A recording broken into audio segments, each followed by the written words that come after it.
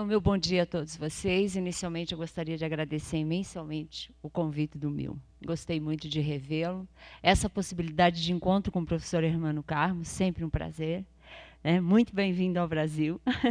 Colaborador, tem aí se feito presente junto a muitos pesquisadores brasileiros, contribuindo, colaborando. Muito obrigada, a gente sempre aprende muito. Também agradecer a possibilidade de participar dessa mesa, de rever a professora Kátia, de conhecer melhor a professora Gláucia, de rever o pessoal que, durante o tempo em que estive na CAPES também, muitos de vocês já tiveram, assim, a gente já teve a oportunidade de estar juntos. E também, enquanto as colegas falavam, eu acho que essa é uma vantagem de quem...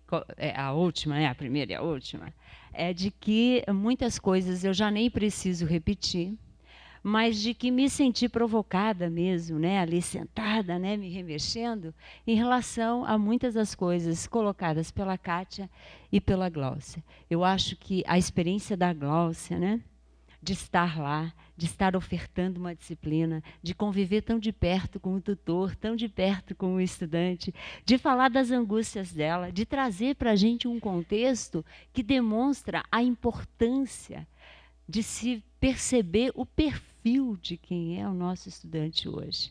Ela traz o estudante que está saindo aí do ensino médio e entrando, e um estudante que já está, digamos assim, na lida.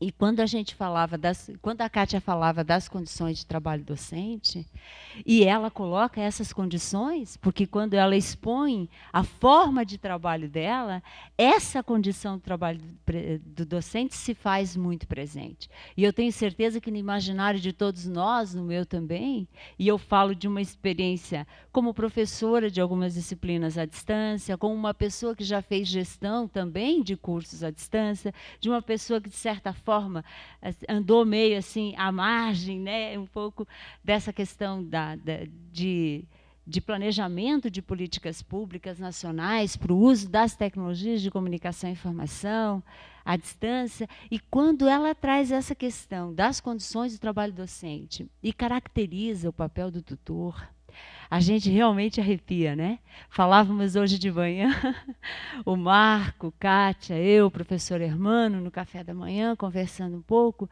a gente falava de que nós estamos vivendo um momento realmente em que precisamos parar para pensar.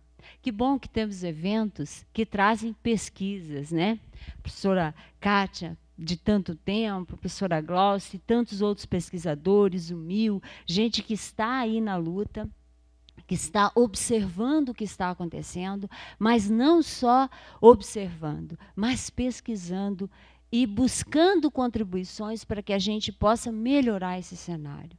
Nós realmente estamos assim num momento, eu acredito, e agora eu posso falar de fora também, porque estou na universidade e posso ver com mais clareza até. Eu já aprendia lá como pesquisadora, minha orientadora de mestrado e meus colaboradores, o próprio professor Hermano, da necessidade que às vezes a gente tem de se afastar para olhar um objeto. Esse é um momento importante para mim como docente. É um momento em que eu me afasto um pouco dessa coisa da lida da educação à distância, desse envolvimento que às vezes te cega até, para olhar um pouquinho como é que esse cenário está se colocando nacionalmente. E eu penso que as condições de trabalho docente têm tudo a ver com esse tema, que é a aprendizagem, a avaliação, para pensar na qualidade, para pensar na permanência. Não dá mais para ignorar isso. Não dá para ver um professor que trabalha nessas condições, com 600 alunos, 800 alunos. Não dá mais para a gente se ver enquanto educador, enquanto professor, por exemplo, na Faculdade de Educação da Universidade de Brasília, no meu departamento, que quando chega a hora da escolha das aulas, quem é que vai dar as aulas no curso à distância? É a pergunta que se faz. E quem dá aula, é pior, não conta na carga horária. Não está integrado suficientemente a ponto de não contar na carga horária. E, falando de condições de trabalho docente, Gláucia coloca, Kátia também, não é um trabalho Simples. Falávamos, inclusive, do grande desafio que o MIL acaba de colocar quando coloca aí um evento virtual envolvendo pesquisadores numa sala com muita gente interagindo. E eu mesmo comentava com a Kátia, não tem perna, não tive perna. Ela também disse, o meu orientando foi lá e trabalhou, porque realmente a docência mediatizada pelas tecnologias de comunicação e informação não é trabalho fácil. É trabalho difícil, é trabalho que exige muito planejamento, que exige muita organização. E é diferente do que se fala quando simplesmente se afirma, não pode ser, tem que ser planejado, mas ele acaba sendo, muitas vezes, improvisado. Por conta exatamente dessa sobrecarga, dessa falta de disponibilidade. Eu entendo que isso não dá mais para ser ignorado, porque não é só na minha universidade, mas na maioria das universidades brasileiras, esse é o cenário. A educação à distância está aí, entrando pela UAB ou não, mas ela faz parte desse cenário. O tutor não surgiu do nada, ele está aí, ela coloca muito bem essa condição, quem é esse tutor, qual é o papel desse tutor. Quando você vê um professor que se submete até a ter essa intermediação do tutor, do ponto de vista de olhar, eu não tenho condições de olhar todos os trabalhos, porque é o meu tutor que faz essa mediação. Não é diferente na UNB também. Lá no curso de pedagogia é a mesma coisa, quem interage com o aluno é o tutor. E o professor faz o que ele acaba se resignando, porque não tem como ele dar conta mesmo. Ele precisa mesmo dessa mediação. É dessa figura que não dá mais para a gente ignorar. Então, nós temos esse como um aspecto fundamental, que eu tenho certeza que todos vocês têm muito a contribuir, falar sobre isso. Ou porque são tutores, ou porque são pesquisadores, ou mesmo porque são professores e estão na área.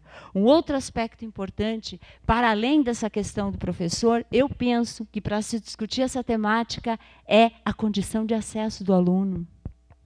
Hoje de manhã, por coincidência na madrugada, porque programa educativo só passa na madrugada nesse Brasil, eu vi uma matéria feita no interior do Pará e por coincidência da Universidade Aberta do Brasil. E o que me chamou a atenção foi uma entrevista com uma professora do curso à distância, em que a repórter foi na casa dela. Chegando na casa dela, ela, o marido dela, duas crianças pequenas, a mesa posta, e dava para perceber assim, que era para o café, né? Tinha lá o bule, as coisas e tal. E a repórter perguntou para ela assim, como é que ela estudava? Ela falou, como é que eu estudo? Ela até meio que se surpreendeu e disse, com muita dificuldade, porque eu já sou professora há 40 horas. E eu sou mãe e dona de casa. Então, eu chego em casa, eu faço tudo em casa e depois das 10 da noite eu me sento. Mas que bom, você tem internet? Não, eu não tenho, porque aqui não tem. Mas e daí como é que você faz? Daí eu pego o material impresso que eu tenho aqui, estudo e faço. Mas e aí como é que você interage lá no fórum? Eu tenho as amigas, as professoras vão, me ajudam. E às vezes eu vou num local ou num cybercafé, me sento e respondo as questões lá do fórum.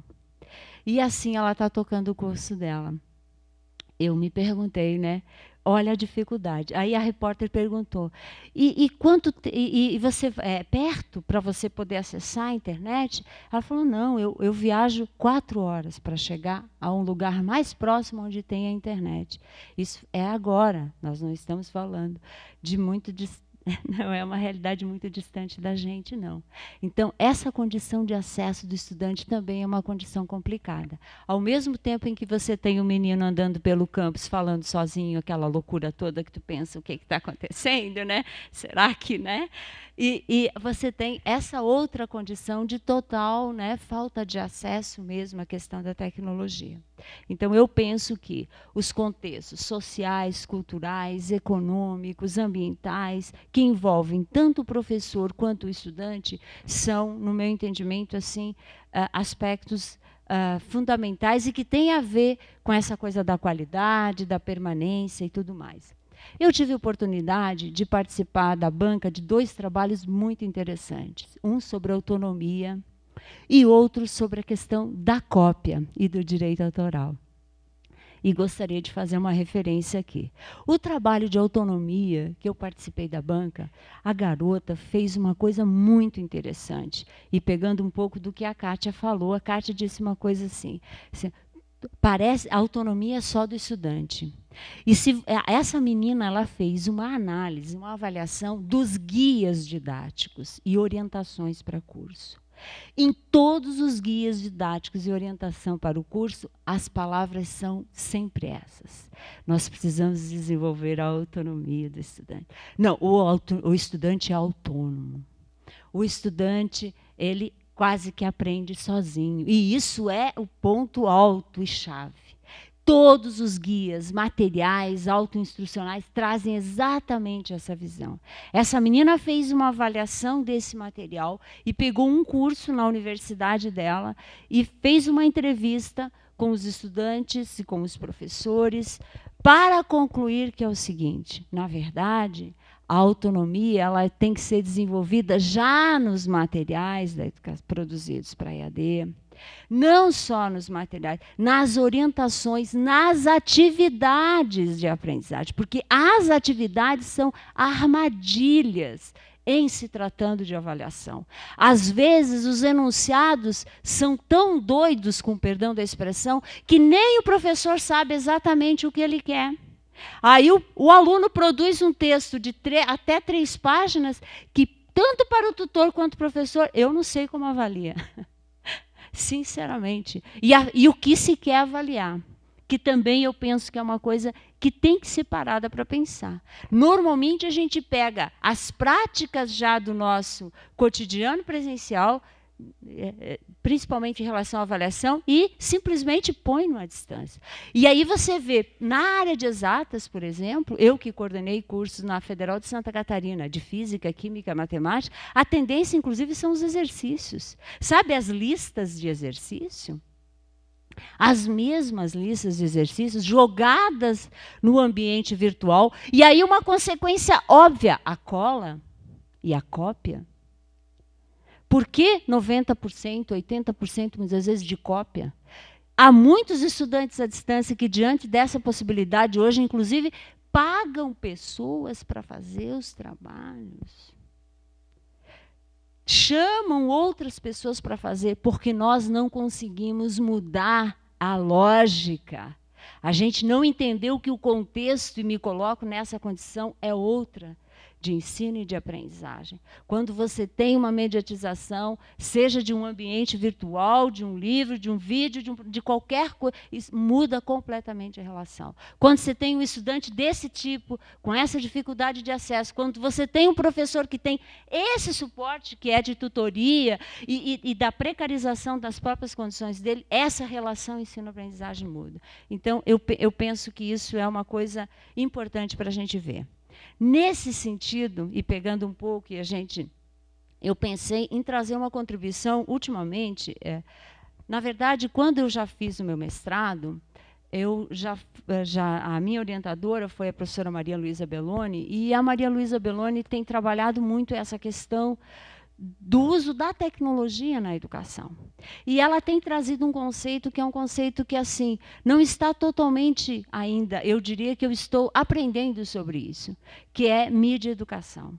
Um conceito que ela está trazendo, que eu penso que é um conceito importante, que eu queria mostrar um pouquinho aqui para vocês, porque eu penso assim, diante de toda essa diversidade e dessas dificuldades apontadas por aqui, por todos nós, qual seria o caminho, então? Como é que a gente pode superar isso? Como é que a gente pode ir para frente? Eu penso que é nos respaldando teoricamente, que é estudando mesmo, né? Onde está aqui, né? Isso. E aí, se você olhar a questão da avaliação, você tem vários pontos de vista. A questão do próprio acesso, a questão da qualidade e a questão do sucesso. Nós não estamos falando de uma outra educação, estamos falando da educação. Então, a educação é importante. E vai depender muito do olhar de quem faz, do subsídio de quem faz, do fundamento teórico de quem faz, de quem planeja, de quem acompanha, de quem monitora. Isso é fundamental. Muito bem. Aqui eu coloco a modalidade, mas para aprofundar, né? Na verdade, projetos de formação na modalidade à distância que estejam ancorados em conceitos de mídia e educação, esse é um conceito que eu gostaria de trazer um pouco, e dessa maneira possibilita uma atuação colaborativa entre todas as equipes que atuam nessa modalidade. Essa posição teórica inclui, em primeiro lugar, o entendimento de que a educação à distância é uma modalidade de ensino e que ela integra o campo da educação. Você pode até questionar alguns aspectos acerca da modalidade e tudo mais, mas você não pode negar a importância de termos uma atuação colaborativa de todas as equipes. Vejam assim, aqui que ninguém viu um professor sozinho, um tutor sozinho, um estudante sozinho. E uma instituição sozinha. Kátia lembrou bem do Moore. Então, é preciso que a gente realmente tenha uma equipe por trás para que a gente possa fazer essa questão da educação à distância na perspectiva de uma educação de boa qualidade. A Maria Luísa, quando ela traz o conceito de mídia e educação, ela traz alguns aspectos que eu gostaria de deixar para a gente pensar. O primeiro deles tem a ver com a inclusão digital. Veja o caso que eu contei dessa professora do Pará, que tem toda essa dificuldade e o curso dela todinho foi planejado para ser online. Todo. A riqueza do hipertexto, a riqueza da pesquisa, a riqueza do vídeo do professor está no online. Entenderam? Isso é uma coisa importante. Então, a Maria Luísa, quando ela traz essa questão da inclusão digital, ela fala da apropriação dos modos de operar essas máquinas que podem abrir as portas. E aqui eu vejo um grande papel da EAD, que é da cidadania e da melhoria da qualidade de vida das pessoas. Isso eu penso que é muito importante. Outra questão é a própria dimensão objeto de estudo, que o Nelson Preto já traz lá da década de 80, de você olhar essa tecnologia de outra forma e ver, assim, por exemplo, um ambiente virtual, como a professora Glossa apresentou, com N possibilidades, com N, digamos assim, experiências inovadoras de ampliação da própria construção do conhecimento. Então, uma leitura crítica dessas mensagens, ampliada agora, né, por vídeo e tudo mais. Uma outra dimensão que ela traz é a dimensão meio de expressão. E aí, como expressão de cidadania, de uma pessoa que tem direito a esse acesso, porque há ambientes riquíssimos sendo elaborados. Eu conheço experiências maravilhosas. A própria Kátia falava dessa experiência do Japão e ela disse que é uma experiência riquíssima, muito tecnologizada, uma experiência que tem um outro público. Mas quem é que está tendo acesso a isso? Na educação, como é que isso está sendo utilizado? Então, eu penso que essa dimensão das possibilidades que as tecnologias de comunicação e informação apresentam, elas podem ajudar nisso, num exercício de cidadania mesmo, em que a própria sociedade civil, a partir de projetos educativos formais e não formais, se aproprie e se utilize, nesse conceito de mídia educação. E uma dimensão que é uma dimensão de ferramenta pedagógica mesmo, aplicada às situações de aprendizagem, levando em conta, é óbvio, a questão da interação. A Maria Luísa, ela está com um artigo num livro muito recente, agora de 2012, de um grupo de pesquisadores da Federal de Santa Catarina, só baseado em experiências com o uso de tecnologias na educação. E eu dizia para a Kátia ontem que um dos textos é o texto dela, em que ela faz uma retrospectiva da entrada das tecnologias na experiência dela como professora. Primária, lá na favela, como é que entrou as primeiras experiências com a televisão, com o quadro, com o material, depois ampliando isso e tentando entender um pouco, fazendo uma crítica das mensagens televisivas e de que ela se depara com um aspecto bastante importante que eu queria também chamar a atenção de vocês. De que essa questão do poder econômico, essa questão dessa lógica capitalista também, que, de certa forma, atravessam os processos educacionais nos impede, eu acho que assim, frontalmente, de dar acesso e de democratizar efetivamente as tecnologias de comunicação e informação. A Maria Luísa, ao longo à medida em que ela vai contando da experiência dela, ela vai dizendo de que ela vai se convencendo cada vez mais das dificuldades, das restrições, e ela traz programas grandes como o Saci, o TV Escola, o Salto para o Futuro, o Proinfo, o UCA, um computador por aluno, todas essas megas experiências brasileiras, políticas públicas envolvendo o uso das tecnologias que vão minguando, e que a gente, né, acaba aí pesquisando também. Então, isso é importante. Aqui eu trago eu também conheci nos anos 80, início dos anos 90, uma professora chamada Terezinha Saraiva. A professora Terezinha Saraiva escreve muito sobre educação à distância. Volte e meia eu recorro a Terezinha Saraiva, porque ela tem uma história e uma memória muito grande da educação à distância no Brasil. E ela falou uma coisa muito interessante em 95. Dificilmente a avaliação educacional e a da educação à distância vai poder se engessar em modelos quantitativos de levantamentos e interpretação de dados só. Mas a gente não pode ignorar esses mesmos dados. Como disse a Kátia, hoje a tecnologia também nos permite isso. Essas estatísticas, essas coisas que a gente vê lá, 70% entrou, 40% não entrou, 30% fez isso, 20% não encaminhou a atividade. Isso é uma coisa assim que a gente realmente, nós temos muita coisa, muito dado para estudar, né, e para trazer à tona aí. Então, diante disso, na verdade, pegando mesmo a Saraiva, ela diz o seguinte: diante das inúmeras variáveis de um projeto à distância, a avaliação terá que considerar alguns aspectos, só corroborando com as colegas. O primeiro é a aprendizagem do aluno que está lá, levando em conta esse contexto muito bem trazido pela Glaucia e levando em conta, inclusive, a mediatização das tecnologias de comunicação e informação. O próprio ensino é ministrado à distância e não tem como negar, porque é aqui, né? Embora se tenha os conceitos do virtual, do estar junto, virtual e tudo mais, não tem como, né? Essa coisa está distante.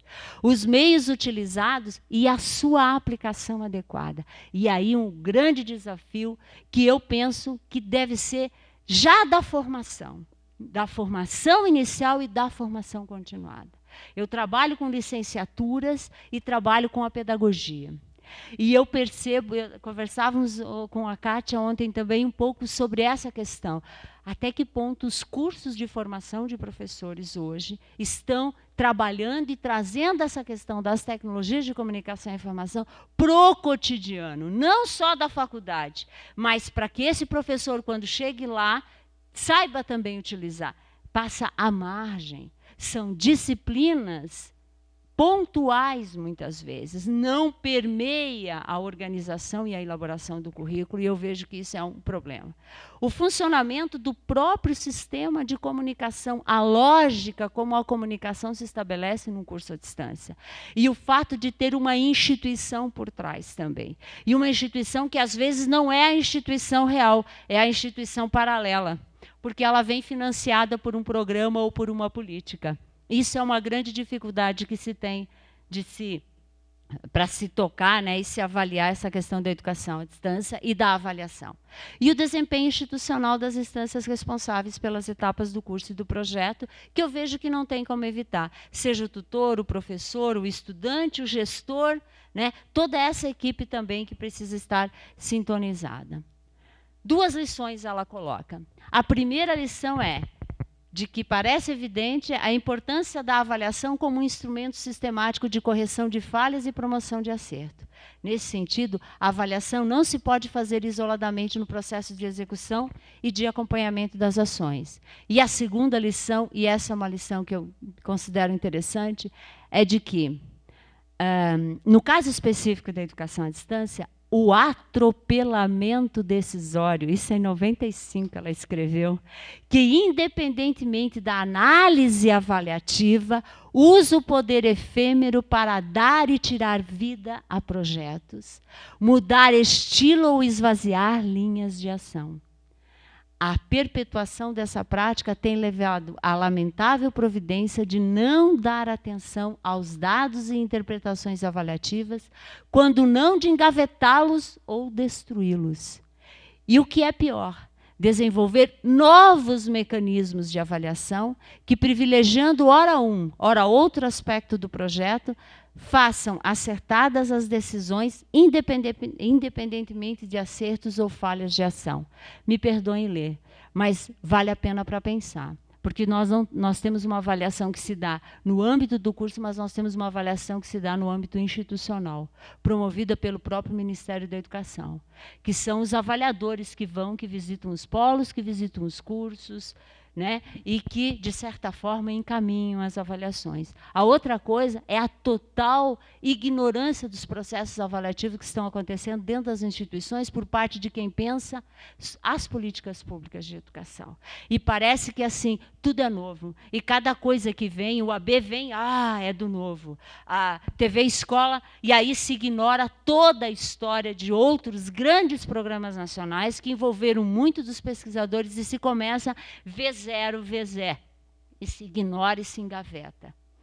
Isso é um risco muito grande, principalmente porque estão sendo avaliados. Exemplo está aqui, e exemplo está num evento como esse. Então, isso é preciso que se dê voz, né, e que isso seja efetivamente levado em conta quando se pensa na questão da educação à distância. Então, eu penso assim, nós temos esse contexto, que é um contexto real, que é o contexto que todos nós estamos envolvidos. Eu mesmo, como professora de cursos de disciplina, de cursos à distância, me coloco nessa condição da dificuldade, como disse a Kátia, é um assunto espinhoso falar de avaliação, né, de avaliação docente, de avaliação do estudante. Eu vejo que a gente pode ter um caminho, talvez buscar um referencial teórico que seja o de entender o uso das tecnologias do ponto de vista educacional, e para isso a gente busca aí os nossos fundamentos, via Maturana, que seja, e de quem for, né, para fundamentar um pouco essa prática. Acho que cada um de nós tem um papel fundamental enquanto docente, enquanto tutor, enquanto gestor, para repensar esse processo e ajudar a melhorar nisso, e vejo que a gente tem um desafio interessante. O primeiro deles é de que tem que se reconhecer de que a gente precisa mesmo das tecnologias de comunicação e informação. Então, por isso, não dá para ignorar. E a gente é muito mais dependente delas na EAD do que no presencial. Isso é fundamental, embora eu defenda o uso delas, tanto no presencial quanto na distância, cada vez mais, né? Não separando essas modalidades. As atividades propostas também podem incluir mecanismos diferenciados, como, por exemplo, até o próprio exemplo trazido pela professora Gláucia e tantos outros inúmeros exemplos que vocês mesmos vivenciam, né, dessa tentativa. E aqui fazer uma coisa interessante, que é esse estímulo à aprendizagem autônoma. Mas aí, não na perspectiva de considerar quase que como autoajuda, eu posso tudo, sou eu que faço tudo sozinho. Qual é o papel dos materiais de aprendizagem, qual é o papel do conteúdo, qual é o papel das próprias atividades de aprendizagem na promoção da autonomia do estudante. Eu penso que isso é uma coisa importante. Outra coisa é o próprio olhar sobre a cola e sobre a cópia. Isso está acontecendo muito. Não tem mais como evitar. O menino entra lá, copia e cola. Nós estamos tendo até que instalar nos nossos computadores os farejadores para a gente identificar. Mas eu participei de uma banca, eu acho que não comentei isso, e essa menina trouxe o trabalho dela com relação à cola e colocou o seguinte olhar. Eu aprendo enquanto colo? E ela trouxe uma coisa muito interessante, que me lembrou os meus tempos de escola, em que, quando eu chegava atrasada, a professora mandava para a biblioteca para copiar. A gente abria o livro e a professora, para castigo, mandava copiar, eu sou mais antiga, 2 ou 3 páginas de texto direto, e a gente copiava. Né? E a menina se perguntou, eu aprendo enquanto colo? Será que a cola pode ser simplesmente considerada como um plágio?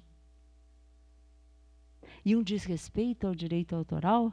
A menina mostrou numa atividade que a intervenção docente foi fundamental para descaracterizar a cola e levar o estudante, apesar da cola, a aprender. Mas teve que ter ali uma intervenção, que não foi só daquela você copiou. Mas daquilo que você copiou, o que você pode trabalhar. Apesar de dar um certo trabalho professor, mas é uma coisa importante. Já terminei. Para a gente poder conversar agora, que eu acho que vai ter um momentinho, né? Um minutinho. Como ressignificar os conceitos e concepções de avaliação na educação, e aí é na educação como um todo, porque os problemas são os mesmos, né? Quais os reflexos da avaliação sobre o processo de ensino-aprendizagem na educação à distância? Fica aí uma pergunta para tantos pesquisadores, né, responder. A avaliação pode contribuir para a qualidade, para a permanência, para o sucesso do estudante à distância? Né? Pode? E se pode, de que forma? E mais uma sobre a própria autoavaliação, que é um aspecto e um olhar importante da educação, que é a autoavaliação, não só do estudante, como do docente. Como é que ela pode ser promovida? Uma contribuição pequena, espero não tê-los cansado e agradeço muito a oportunidade. Muito obrigada.